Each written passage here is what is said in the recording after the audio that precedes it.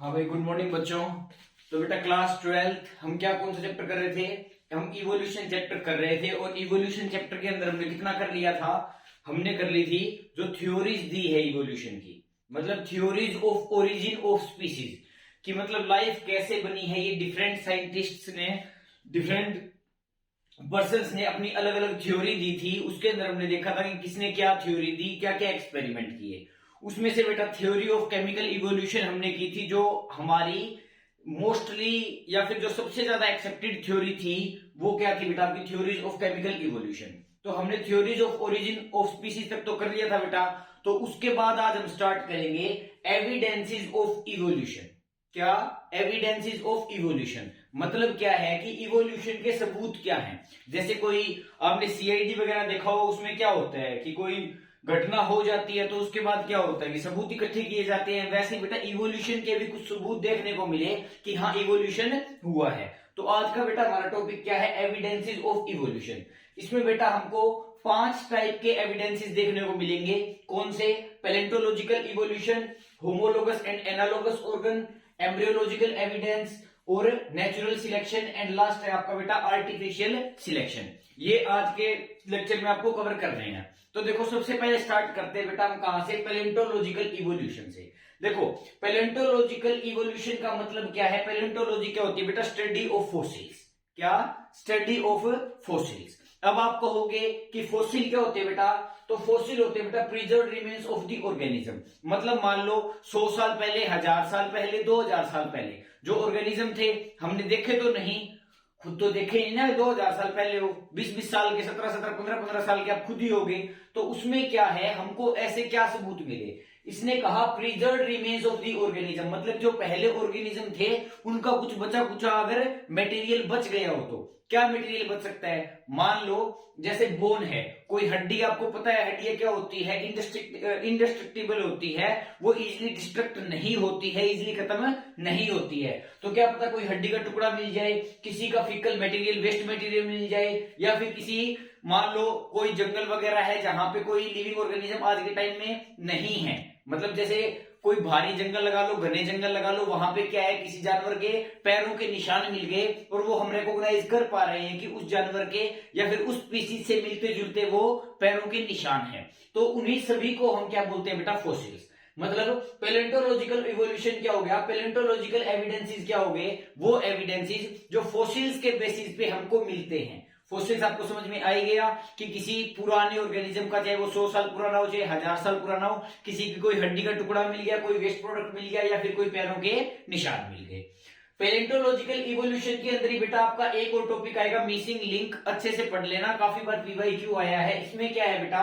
आपकी एनसीईआरटी के अंदर भी एग्जांपल दिया हुआ है आर्कियोप्टेरिक्स। देखो अब मान लो कोई 1000 साल पुराना ऑर्गेनिज्म था, कोई 1000 साल पुराना ऑर्गेनिज्म था। उस 1000 साल पुराने ऑर्गेनिज्म के बारे में अगर हम स्टडी करने लगे, मान लो कोई हमको हड्डी का टुकड़ा मिल गया, या फिर हम उसके कैरेक्टर डिटरमाइन करते हैं, तो हमको ये पता लग रहा है कि वो दो कैटेगरी के अंदर, मतलब आज के हिसाब से अगर उस 1000 साल पुराने फॉसिल की स्टडी करके हम जो कैरेक्टर निकालते हैं और हमको पता लगे कि आज के टाइम में वो दो कैटेगरी, क्या है, दो कैटेगरी के अंदर आ रहा हूं, मतलब कैटेगरी नंबर 1 का भी और कैटेगरी नंबर 2 का भी, दोनों के फीचर उस ऑर्गेनिज्म में हो, तो उसका मतलब क्या है बेटा? वो दोनों की दोनों कैटेगरी उस ऑर्गेनिज्म से ही आगे इवोल्यूट हुई है, उसी से ही बनी है।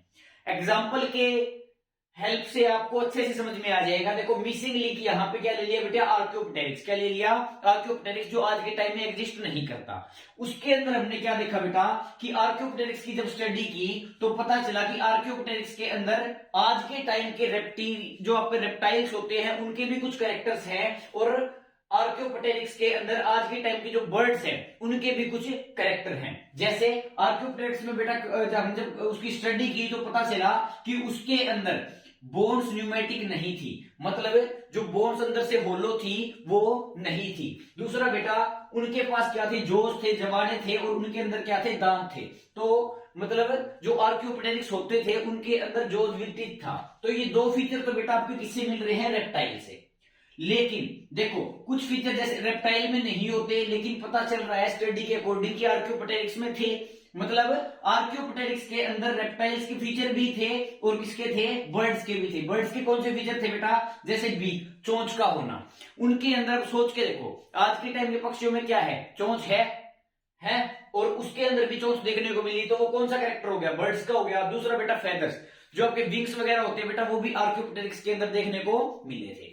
मतलब जो आपका आर्कियोप्टेरिक्स था उसके अंदर बर्ड्स के कैरेक्टर्स भी थे और रेप्टाइल्स के कैरेक्टर भी थे। मतलब क्या हुआ कि दोनों के दोनों कैटेगरी के कैरेक्टर्स आर्कियोप्टेरिक्स में मिलने थे, मतलब मिलते थे।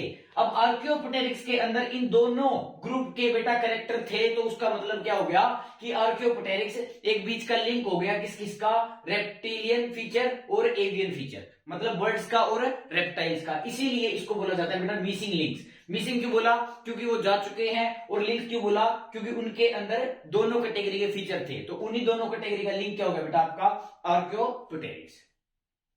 ये आपका हो गया बेटा पहला पैलेंटोलॉजिकल एविडेंसेस खत्म। उसके बाद आता है बेटा आपका दूसरा topic, homologous and analogous organ. देखो अब क्या होता है भाई, इसको पढ़ने से पहले आप एक बार समझ लें होमोलोगस और एनालोगस ऑर्गन है क्या चीज। होमोलोगस ऑर्गन बेटा वो ऑर्गन होते हैं, जैसे मान लो कोई ऑर्गन है मेरा और एक ऑर्गन है किसी और ऑर्गेनिज्म का या किसी और स्पीसीज का, मतलब उन दोनों ऑर्गन के, उसके ऑर्गन के और मेरे ऑर्गन का जो स्ट्रक्चर देखने को मिलता है, अगर हम स्ट्रक्चर को स्टडी करते हैं तो वो स्ट्रक्चर सेम होता है, लेकिन हम काम अलग अलग लेते हैं। मैं उस ऑर्गन से और कोई काम ले रहा हूं और वो पर्सन अपने उस ऑर्गन से अलग काम ले रहे हैं। जैसे एक अच्छा सा एग्जांपल बताता हूं, घोड़े का और इंसान का। इंसान के जो बेटा 4 लिम्स होते हैं वो क्या होते हैं, अपने हाथ होते हैं, ठीक है। और घोड़े के जो 4 लिम्स होते हैं बेटा, हम उसको क्या बोलते हैं, आगे वाले 2 पैर, 4 लिम्स तो वही है। अब देखो क्या है, हॉर्स भी मैमल है, हम भी मैमल है, तो उन दोनों के 4 लिम्स का, मतलब ह्यूमंस के और हॉर्सेज के बेटा 4 लिम्स का जो स्ट्रक्चर होता है वो क्या होता है, सेम होता है। लेकिन घोड़ा उन 2 पैरों को भागने में यूज करता है और हम अपना खाना खाने के लिए या फिर कोई काम करने के लिए यूज करते हैं। तो इस कंडीशन में क्या हुआ, स्ट्रक्चर तो हो गया सेम, लेकिन फंक्शन क्या होगा बेटा, डिफरेंट। उन्हीं को ही हम क्या बोलते हैं, homologous organ. Same structure different function. Result अगर देखा जाए तो क्या है, 4 limbs of humans and horse's, ठीक है जी। वैसे होता है बेटा आपका एनालोगस ऑर्गन। एनालोगस में क्या होता है, जस्ट अपोजिट होता है उसका, कि स्ट्रक्चर बेशक डिफरेंट हो, स्ट्रक्चर बेशक डिफरेंट हो लेकिन फंक्शन सेम करते हैं। जैसे आप बहुत सारे बर्ड्स लगा लो बेटा, क्या सभी बर्ड्स के जो पंख है, विंग्स है, उनके स्ट्रक्चर सेम होते हैं, नहीं। उनके स्ट्रक्चर क्या होते हैं बेटा, डिफरेंट डिफरेंट होते हैं, लेकिन वो फंक्शन सेम करते हैं। क्या फंक्शन करते हैं, उड़ने का, ठीक है। तो एनालोगस ऑर्गन कौन से हो बेटा, जिनके फंक्शन तो सेम हो लेकिन स्ट्रक्चर डिफरेंट हो। और इसका एग्जांपल क्या होगा बेटा, wings of butterfly, bat and birds. मतलब आपकी जो बैट है, आपकी जो तितली है, आपकी जो पक्षी है, उनकी जो विंग्स के स्ट्रक्चर है बेटा वो क्या होते हैं, डिफरेंट होते हैं, लेकिन फंक्शन सेम करते हैं, किसका, उड़ने का, ठीक है जी। तो यहां पे 2 चीज होगी, एक तो हो गया आपका होमोलोगस, एक हो गया एनालोगस। अच्छे से टिप्स पे कर लेना। होमोलोगस ऑर्गन का मतलब क्या है, सेम स्ट्रक्चर डिफरेंट फंक्शन, और एनालोगस का क्या होगा, उसके just opposite, similar function but different structure. इसके अलावा बेटा 2 टर्म और होती है इवोल्यूशन की, एक को तो बोल देते हैं बेटा कन्वर्जेंट इवोल्यूशन और एक को बोल देते हैं बेटा डाइवर्जेंट इवोल्यूशन। अब नॉर्मल सी बात है, देखो डाइवर्जेंट का मतलब क्या है, डाइवर्ज होना। क्या है, डाइवर्ज होना, फंक्शंस का डाइवर्ज होना, ऐसे याद रखेंगे, फंक्शंस का डाइवर्ज होना। अब घोड़े का और इंसान का जो 4 लिम्स का स्ट्रक्चर था वो सेम था, लेकिन उन्होंने अपनी जरूरतों के अनुसार, घोड़े को भागने में चाहिए था, हमको काम करने में चाहिए थे यार, तो हमने तो क्या कर लिया, अपना रास्ता पकड़ लिया और घोड़े ने अपना रास्ता पकड़ लिया। उन दोनों के फंक्शंस क्या हो गए बेटा, डाइवर्ज हो गए। तो उसी को ही, मतलब होमोलोगस ऑर्गन के अंदर जो इवोल्यूशन होता है उसको हमने क्या बोल दिया, डाइवर्जेंट इवोल्यूशन। वैसे ही बेटा जो एनालोगस ऑर्गन है उसके अंदर क्या है, कन्वर्ज हो रहा है। कन्वर्ज कैसे हो रहा है, मान लो आपका तितली का पंखों का स्ट्रक्चर अलग है, बर्ड्स का अलग है, बैट का अलग है, लेकिन फंक्शन तीनों सेम कर रहे हैं। फंक्शन अगर अलग अलग हुए तो डाइवर्ज, फंक्शन अगर सेम हुआ तो कन्वर्ज। तो आपका एनालोगस ऑर्गन की वजह से बेटा जो इवोल्यूशन हुआ उसको हमने क्या बोल दिया, कन्वर्जेंट इवोल्यूशन। आपके 2 एविडेंसेस हो चुके बेटा, कोई डाउट हो तो कमेंट सेक्शन में बता देना कौन कौन सा, पैलेंटोलॉजिकल इवोल्यूशन और होमोलोगस एंड एनालोगस ऑर्गन, ठीक है जी। अब चलते हैं हम अपने नेक्स्ट एविडेंस पे, वो क्या है, एम्ब्रियोलॉजिकल एविडेंसेस। इसका क्या कहना है कि जो एम्ब्रियोनल ग्रोथ होती है, देखो बच्चा पैदा होने से पहले क्या होता है, मां के पेट में एम्ब्रियो होता है, तो उस टाइम भी तो बेटा ग्रोथ हो रही है, उस टाइम भी तो चेंजेस हो रहे हैं, तो उसको हमने क्या बोल दिया, डेवलपमेंट ऑफ एन ऑर्गेनिज्म बोल सकते हो। जो एम्ब्रियो की डेवलपमेंट है बेटा वो भी एक तरीके से क्या है, ऑर्गेनिज्म की डेवलपमेंट है। तो इसने क्या कहा कि वर्टिब्रेट जितने भी है उन सभी के एम्ब्रियो रिजेंबल करते हैं, जब भी तो वो एक क्लास में है। मतलब जब हमने क्लासिफिकेशन की थी तो सभी ऑर्गेनिजम्स को एक ग्रुप में किस बेसिस पे डाला था, कॉमन कैरेक्टर्स के बेसिस पे। ठीक है, तो कॉमन कैरेक्टर्स कैसे आए, जब उसकी बेटा एम्ब्रियो की ग्रोथ के अंदर कुछ सिमिलरिटी होगी, जब भी तो वो सिमिलरिटी में आएगा आगे, नॉर्मल सी बात है। तो आपका एम्ब्रियोलॉजिकल एविडेंसेस क्या कहता है कि जो आप एक क्लास लेते हो जिसके अंदर आप ऑर्गेनिज्म एक के अंदर ग्रुप के अंदर रखते हो, जैसे मैमल्स के अंदर रख लिए, ठीक है, वर्टिब्रेट रख लिए, इनवर्टिब्रेट रख लिए, उनमें क्या है, सिर्फ एम्ब्रियोलॉजिकल एविडेंसेस इतना कहना चाहता है कि उनके एम्ब्रियो में भी रिजेंबलेंस होती है, वो उनके जो एम्ब्रियोनल स्टेज होती है, जो उनकी ओंटोजेनी होती है, जो उनकी एम्ब्रियो की डेवलपमेंट होती है, उनके अंदर भी रिजेंबलेंस आती है, वो मिलते जुलते होते हैं, इसीलिए वो एक कैटेगरी से बिलोंग करते हैं। इसके अंदर भाई काफी बार पीवाईक्यू आ चुका है, इस बात को आपको अच्छे से ध्यान रखना है। अर्नेस्ट हैकल, पहले तो ये नाम याद रख लो, अर्नेस्ट हैकल, काफी बार पीवाईक्यू आया है। इसके अंदर क्या होता है बेटा, अर्नेस्ट हैकल ने एक टर्म दी थी, क्या, ओंटोजेनी रिकैपिटुलेट्स क्या, फाइलोजेनी। अब क्या है, ये टर्म बड़ी आपको सुनने में अजीब लग रही है, मतलब इसका कोई मतलब नहीं निकल रहा है इजी लैंग्वेज में, लेकिन अभी आप देखेंगे कैसे ये फॉलो करता है एम्ब्रियोलॉजिकल एविडेंसेस को। देखो, तो इससे पहले तो बेटा मैं आपको सबसे पहले तो इनके एक एक वर्ड के मीनिंग बता देता हूं। ओंटोजेनी का मतलब होता है बेटा एम्ब्रियोनल डेवलपमेंट, मतलब अभी अभी मैंने बताया था development of an organism eight embryo level, उसको क्या बोला, ओंटोजेनी। रिकैपिटुलेट्स का मतलब क्या होता है बेटा, फॉलो करना, क्या होता है, फॉलो करना, कि वो उसको फॉलो करेगा। फाइलोजेनी का मतलब क्या होता है, देखो जैसे ओंटोजेनी का मतलब क्या हुआ, डेवलपमेंट ऑफ एन ऑर्गेनिज्म, और फाइलोजेनी के अंदर हम देखते हैं बेटा कि कोई ऑर्गेनिज्म है बड़ा होने के बाद वो कैसे इवोल्व हुआ है, कैसे उसका इवोल्यूशन हुआ है। तो ये आपका जो टर्म है ओंटोजेनी रिकैपिटुलेट्स फाइलोजेनी का सीधा सा मतलब है, ओंटोजेनी क्या है, ओंटोजेनी सिंपल सी चीज है कि एम्ब्रियो की डेवलपमेंट जो हो रही थी वो फॉलो करती है कि आज के टाइम में इवोल्यूशन कैसे हो रहा है। मतलब वो दोनों प्रोसेस, जो आपकी पहली प्रोसेस है वो दूसरी को क्या करती है बेटा, रिकैपिटुलेट करती है, फॉलो करती है, कि मतलब जो एम्ब्रियो की डेवलपमेंट में चेंजेस आ रहे थे वो किसको फॉलो करेंगे, जो आपके आज के ऑर्गेनिज्म के अंदर अगर हम देखना चाहें कि वो इवोल्व कैसे हुआ है, तो वो चेंज क्या होते हैं बेटा, सारे के सारे वो उसको फॉलो करते हैं। इसका सीधा सा मतलब है, याद रखेंगे, खासकर इस साइंटिस्ट का नाम जरूर याद रखेंगे कि ये जो टर्म है ओंटोजेनी रिकैपिटुलेट्स फाइलोजेनी किसने दी थी। ठीक है जी, ये हो गया बेटा आपका तीसरा एविडेंस। उसके बाद आता है बेटा चौथा और पांचवा आपका नेचुरल सिलेक्शन और आर्टिफिशियल सिलेक्शन। देखो भाई ये है समझने की चीज, समझने की तो पहले वाली भी थी, लेकिन इसको थोड़ा अच्छे से समझे कि आपको क्लियर हो जाए, आप एनसीईआरटी की डेफिनेशंस के अंदर, लाइंस के अंदर कंफ्यूज ना हो। नेचुरल सिलेक्शन क्या है, इसके लिए मैं आपको एक छोटा सा एग्जांपल लेता हूं। क्या है, इसको एक बार मिटा देते हैं बेटा, यहां पे इसको पहले समझ लेते हैं। यहां पे छोटा सा एग्जांपल लेते हैं बेटा, यहां पे पहले दो टाइप की मौत थी, पहले दो टाइप की मौत थी।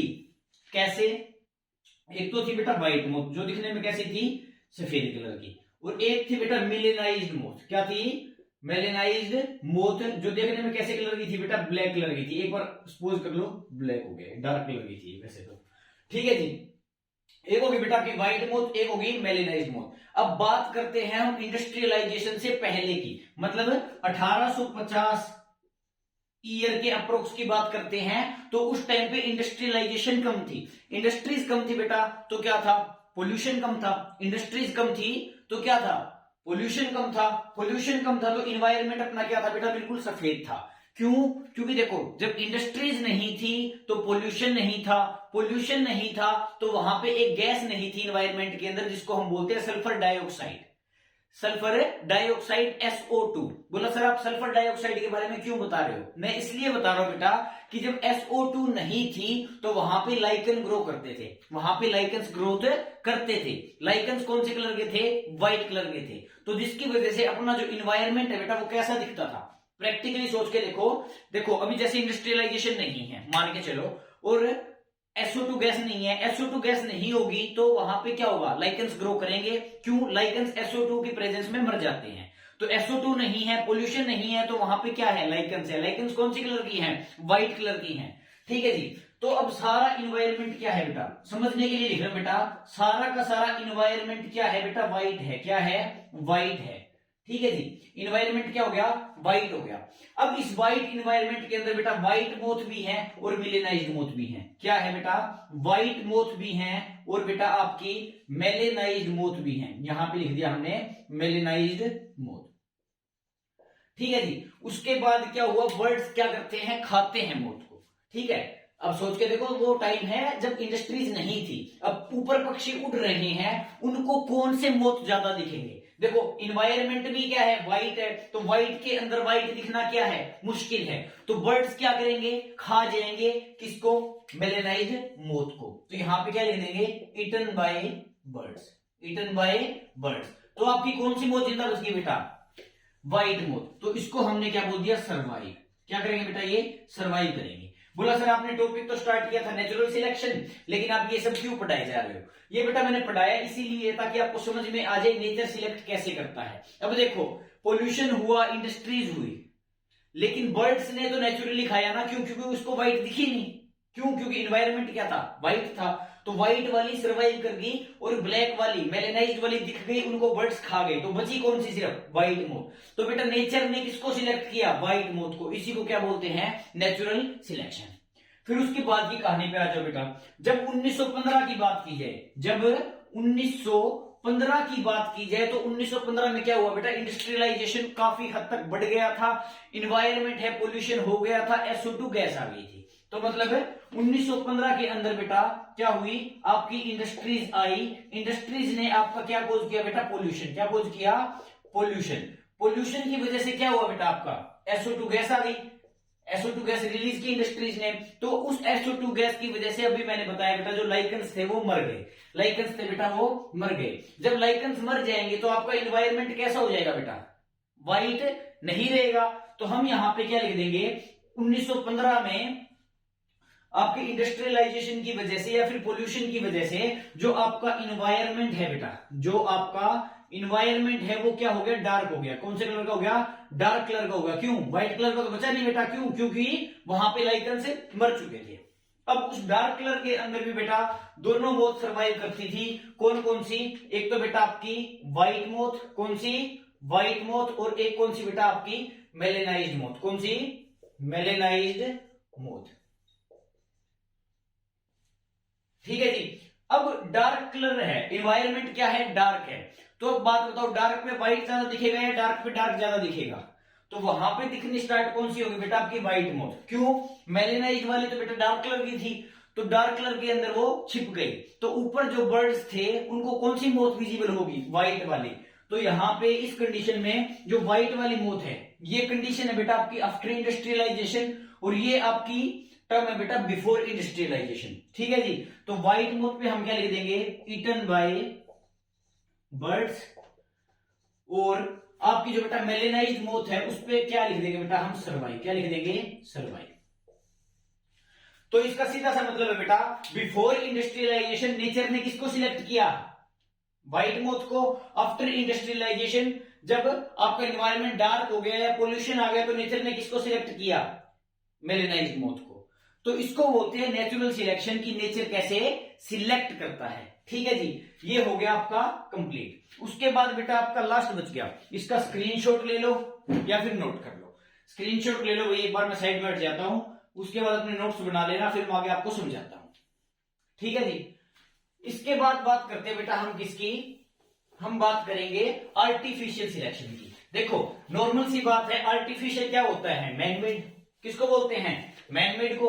अब मैनमेड की बात कर ली बेटा हमने, तो उसमें हमने क्या देखा नेचुरल सिलेक्शन में, कि जो नेचर ने सिलेक्ट किया हो। आर्टिफिशियल सिलेक्शन में क्या आएगा, नॉर्मल सी बात है, जो ह्यूमंस ने सिलेक्ट किया हो। लिखने की जरूरत ही नहीं, आपको वैसे ही समझ में आ जाएगा। आर्टिफिशियल सिलेक्शन क्या है, जब ह्यूमंस अपने इंटरेस्ट के अकॉर्डिंग, ह्यूमंस बेटा अपने इंटरेस्ट के अकॉर्डिंग जब सिलेक्शन करता है, तो उसको हम क्या बोलते हैं, आर्टिफिशियल सिलेक्शन। अब मान लो यहां पे लिख दिया बेटा मैंने क्या, आर्टिफिशियल सिलेक्शन। आर्टिफिशियल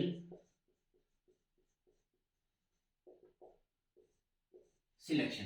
अब आर्टिफिशियल सिलेक्शन क्या होता है भाई, जब ह्यूमन सिलेक्ट करता है अपने इंटरेस्ट के अकॉर्डिंग। जैसे मान लो कोई गाय दूध बढ़िया दे रही है, उसने उस गाय को उठाया, और कोई स्ट्रॉन्ग सा बुल है, बैल है, उसको उठाया और उन दोनों की मीटिंग करवा दी, तो जो उनकी प्रोजेनी होगी उनमें उन दोनों के कैरेक्टर आएंगे।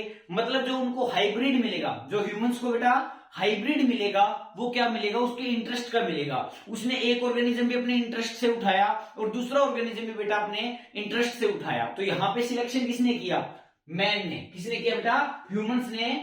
तो जहां पे ह्यूमन सिलेक्ट करते हैं अपने इंटरेस्ट के अकॉर्डिंग, उसको क्या बोलते हैं, आर्टिफिशियल सिलेक्शन। अब इसको एविडेंसेस ऑफ इवोल्यूशन में क्यों रखा, क्यों, देखो क्योंकि आर्टिफिशियली सिलेक्ट किया हो, लेकिन जो आगे हाइब्रिड बनाए बेटा वो अपने अकॉर्डिंग बनाए, ये बात तो मानी। लेकिन एक नई चीज बन तो गई, नए कैरेक्टर वाली चीज बन तो गई, चाहे अपने इंटरेस्ट से बनी हो चाहे अपने बिना इंटरेस्ट के बनी हो, इवोल्यूशन तो हुआ है ना। इसीलिए ही बेटा हम आर्टिफिशियल सिलेक्शन को भी अपने एविडेंसेस ऑफ इवोल्यूशन के अंदर इंक्लूड करते हैं। ठीक है भाई, ये हो गया बेटा आपका एविडेंसेस ऑफ इवोल्यूशन कंप्लीट। इसके बाद आज हम एक टॉपिक और करेंगे बेटा, जिसको हम क्या बोलते हैं, अडेप्टिव रेडिएशन। क्या बोलते हैं, अडेप्टिव रेडिएशन। Adaptive radiation. देखो अडेप्टिव रेडिएशन समझने के लिए भाई बिल्कुल आसान है, कंफ्यूज नहीं होना है। अडेप्टिव रेडिएशन में बिल्कुल आसान सा ही टॉपिक है। इसमें क्या होता है बेटा, मान लो कि कोई एक पॉपुलेशन है, कोई एक गिवन एरिया पे कोई पॉपुलेशन है, एक फिक्स एरिया बेटा, कोई जियोग्राफिकल रीजन लगा लो आपके एनसीईआरटी के अकॉर्डिंग, उसके अंदर कुछ स्पीसीज एग्जिस्ट कर रही है बेटा, ठीक है, जिनको हमने अलग अलग नाम दिया बेटा, ए बी सी डी। ठीक है, इनको किसी कारणवश दूर दूर जाना पड़ गया। बी चला गया बेटा यहाँ पे इस जियोग्राफिकल रीजन पे, ए चला गया बेटा आपका इस जियोग्राफिकल रीजन पे, सी चला गया बेटा आपका इस जियोग्राफिकल रीजन पे, और डी चला गया बेटा आपका इस जियोग्राफिकल रीजन पे। अब होगा क्या, पहले ये सेम जियोग्राफिकल रीजन में थे, लेकिन ये दूर दूर जाने के बाद अब ए बेटा सर्वाइव करेगा इस वाले रीजन के अकॉर्डिंग, सी सर्वाइव करेगा इस वाले रीजन के अकॉर्डिंग। मतलब ए में भी कुछ चेंज आएंगे, सी में भी कुछ चेंज आएंगे, बी में भी कुछ चेंज आएंगे, डी में भी कुछ चेंज आएंगे, लेकिन वो चेंज अलग अलग आएंगे। क्यों अलग अलग आएंगे बेटा, ए में तो चेंज आएगा उसके एरिया के हिसाब से, सी में चेंज आएगा बेटा उसमें एरिया के हिसाब से, बी में चेंज आएगा उसके एरिया के हिसाब से। तो यहां पे क्या हुआ, एक जियोग्राफिकल रीजन में रहने वाली स्पीसीज के अंदर इवोल्यूशन आ गया जब उनको नई जियोग्राफिकल रीजन में भेजा गया। उसको हम क्या बोलते हैं बेटा, अडेप्टिव रेडिएशन। रेडिएशन क्यों बोला, ये बिल्कुल रेडिएशन की तरह से निकलते हैं। क्यों, क्योंकि अलग अलग डायरेक्शन में गए, अलग अलग डायरेक्शन में अलग अलग जियोग्राफिकल रीजन में गए, जिनकी वजह से उनके अंदर चेंजेस आए। और चेंजेस का मतलब ही क्या है बेटा, changes over a long time को ही हम क्या बोलते हैं, इवोल्यूशन। तो ये हो गया बेटा आपका अडेप्टिव रेडिएशन, किसमें, इवोल्यूशन में, कि कैसे अडेप्टिव रेडिएशन इवोल्यूशन करता है। अब इसके अंदर बेटा कुछ बात आती है किसकी, एग्जांपल्स की। किसकी, एग्जांपल्स की। एग्जांपल्स के बेसिस पे आपके पीवाईक्यू आते हैं, नीट के अंदर क्वेश्चन आते हैं। मेनली दो एग्जांपल है बेटा जो आपको अच्छे से समझने हैं। पहला तो है बेटा आपका क्या, डार्विन फिंच का। किसका बेटा, डार्विन फिंचेस का। डार्विन फिंचेस पहले किसमें थी बेटा, गैलेपेगोस आइलैंड में थी। तो इसके जियोग्राफिकल रीजन का नाम क्या था बेटा, गैलेपेगोस आइलैंड। ठीक है जी, इसके अंदर डार्विन फिंचेस थी, डार्विन फिंचेस थी, और सारी की सारी डार्विन फिंचेस क्या थी बेटा, सीड ईटिंग थी। क्या थी वो, मतलब सीड्स को ही खाती थी। लेकिन उसमें क्या हो गया, अडेप्टिव रेडिएशन हो गया, कोई इधर चली गई, कोई इधर चली गई, कोई इधर चली गई। तो इधर वाली में बेटा यहां के अकॉर्डिंग चेंज आएगा, इधर वाली में यहां के अकॉर्डिंग चेंज आएगा, इधर वाली में यहां के अकॉर्डिंग चेंज आएगा। तो मान लो बेटा यहां पे सीड अवेलेबल है, तो यहां वाली जो डार्विन आपकी जो फिंचेस है वो कैसी रहेगी बेटा, सीड ईटिंग रहेगी। क्या रहेगी, सीड ईटिंग रहेगी। अब मान लो यहां पे सीड्स अवेलेबल नहीं है, यहां पे क्या अवेलेबल है बेटा, इंसेक्ट्स। क्या अवेलेबल है, इंसेक्ट्स। तो यहाँ की डार्विन फिंचेस कैसे सर्वाइव करेगी, अपने आप में चेंज लाके। क्या चेंज लाके, कि वो इंसेक्ट खा के अपना गुजारा कर ले। तो बाद में जो यहाँ की डार्विन फिंचेस है बेटा वो क्या बन गई, इंसेक्ट्स ईटिंग। क्या बन गई, इंसेक्ट्स ईटिंग। वैसे लगा लो चाहे बेटा आप प्लांट ईटिंग, वो तो एक एग्जांपल की बात है अडेप्टिव रेडिएशन के, कि अलग अलग जियोग्राफिकल रीजन में जाने के बाद जो चेंजेस आते हैं उससे जो इवोल्यूशन होता है उसको हम क्या बोलते हैं बेटा, अडेप्टिव रेडिएशन। ठीक है जी। इसके अलावा एक और एग्जांपल है बेटा जो आपका ऑस्ट्रेलिया के अंदर हुआ था। जो आपका ऑस्ट्रेलिया के अंदर हुआ था। ये एग्जांपल बेटा मैं ऐसे ही नहीं पढ़ा रहा हूं, इनसे क्वेश्चन आ रहे हैं जब भी पढ़ा रहा हूं। तो दूसरा क्या है बेटा आपका, ऑस्ट्रेलिया के अंदर, कहां पे बेटा, ऑस्ट्रेलिया के अंदर बेटा आपके मार्सुपियल मैमल्स थे। क्या थे बेटा, मार्सुपियल मैमल्स थे। ठीक है जी। अब यहां पे इनका एक रीजन बना लो और उसको क्या बोल दो बेटा, मार्सुपियल मैमल्स। क्या बोल दो, मार्सुपियल मैमल्स।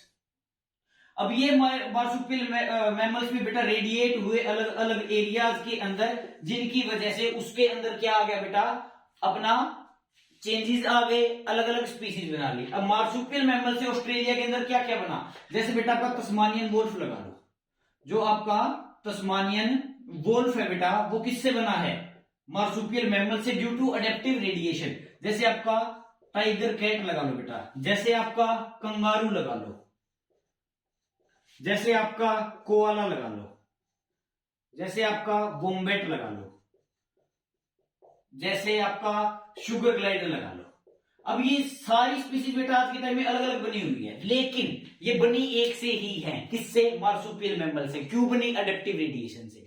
अलग अलग जियोग्राफिकल में रीजन में जाने की वजह से अलग अलग जगह के अकॉर्डिंग चेंजेस आए और उन्होंने अपनी नई स्पीसीज बना ली। उसको ही हमने क्या बोल दिया बेटा, आपका अडेप्टिव रेडिएशन। ठीक है जी, ये हो गया बेटा आपका क्या, अडेप्टिव रेडिएशन। इसके बाद बेटा हम करेंगे थ्योरीज ऑफ इवोल्यूशन। देखो पहले भी हमने थ्योरीज की थी, कंफ्यूज नहीं होंगे, पहले की थी बेटा theories of origin of species in evolution. आज क्या करोगे आप, थ्योरीज ऑफ इवोल्यूशन। ठीक है, अडेप्टिव रेडिएशन क्लियर है, कोई डाउट हो तो बता देना। उसके बाद आता है बेटा जी आपका कौन सा, थ्योरीज ऑफ इवोल्यूशन। अभी करते हैं जी आगे, एक सेकंड रुको, इसको रुक कर देते हैं।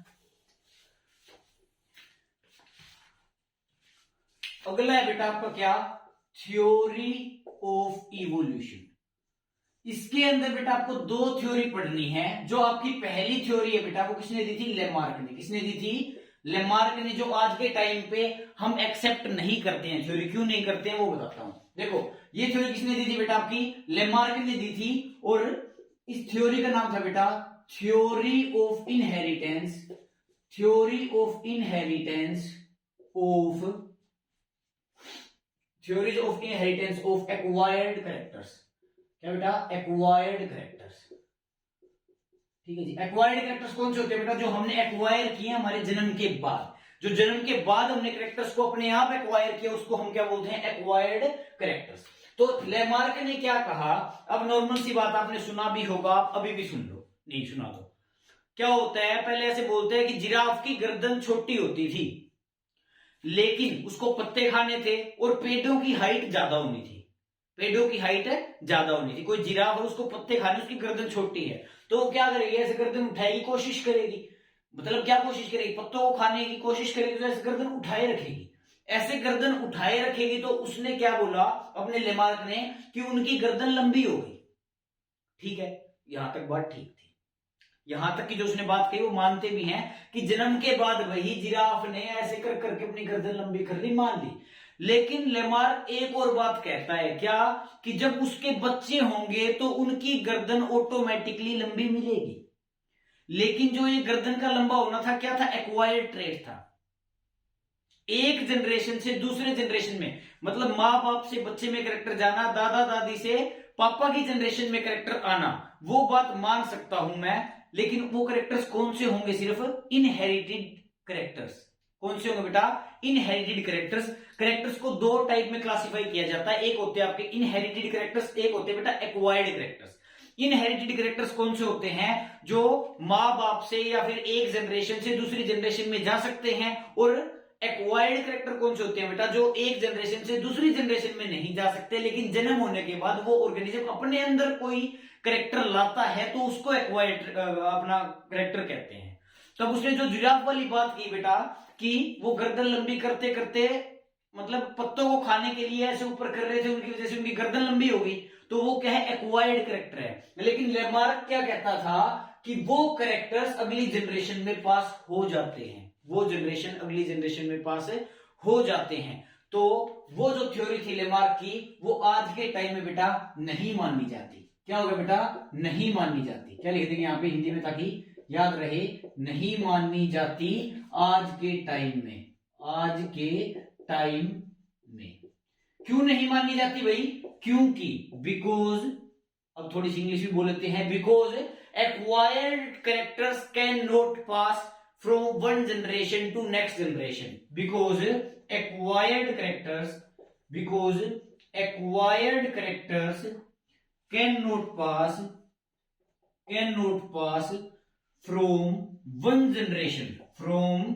one generation to next generation। और लेमार्क क्या कह रहा था? Theory of inheritance of acquired character. नाम से ही पता चल रहा है कि जो एक्वायर्ड कैरेक्टर होते हैं वो अगली जनरेशन में पास हो जाते हैं। तो लेमार्क की थ्योरी बेटा यहां तक ही थी। ठीक है जी। इसके अलावा एक की पॉइंट और बता देता हूं बेटा, लेमार्क की थ्योरी में उसने म्यूटेशन का कोई जिक्र नहीं किया, म्यूटेशन का कोई जिक्र नहीं किया। इन बातों को बेटा ध्यान में रखेंगे बिल्कुल, और यही है आपकी लेमार्क की थ्योरी। और ये क्यों रिजेक्ट हुई इसका रीजन भी आपको बेटा पता चल गया। ठीक है जी। उसके बाद आई बेटा आपकी एक्सेप्टेड थ्योरी, जो आज के टाइम में हम मान सकते हैं। उस दूसरी थ्योरी का नाम है बेटा क्या? Mutation theory. क्या है? Mutation theory. अब दूसरी थ्योरी लिखेंगे बेटा, काफी बार क्वेश्चन आ जाता है इस थ्योरी पे से, म्यूटेशन थ्योरी। तो सबसे पहली बात है बेटा, ये थ्योरी किसने दी? तो इसमें लिखेंगे given by Hugo de Vries. क्या बेटा? Given by Hugo de Vries.